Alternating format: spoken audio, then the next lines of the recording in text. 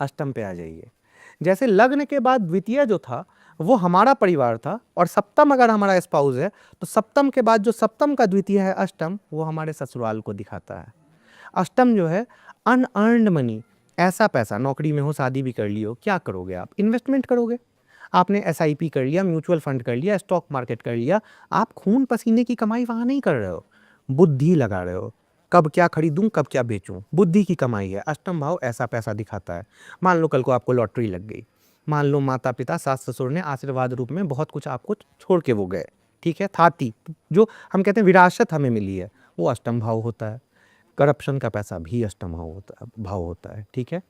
अगर आपने extra marital की बात कही, तो एक्स्ट्रा मैरिटल में काम वासना जो होती है वो बड़ी संलिप्त होती है। संबंध विच्छेद अगर हो रहा है किसी तृतीय व्यक्ति के कारण, तो काम वासना का उसमें एक रोल होता है, वो भी अष्टम है। वो भी अष्टम भाव है।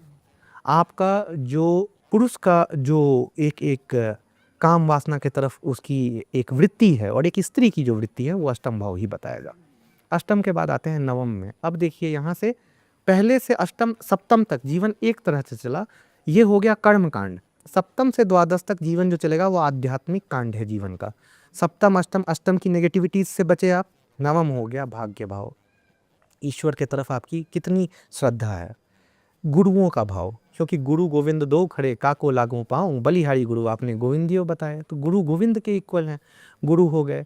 उसके साथ ही नवम भाव पिता का भाव भी होता है, खास के तब तक जब तक आप पिता पे डिपेंडेंट हैं, तब तक तो नवम भाव को पिता का भाव भी माना जाता है। भाग्य में आपके लिए क्या लिखा है, क्या नहीं लिखा है, ये नवम भाव होता है।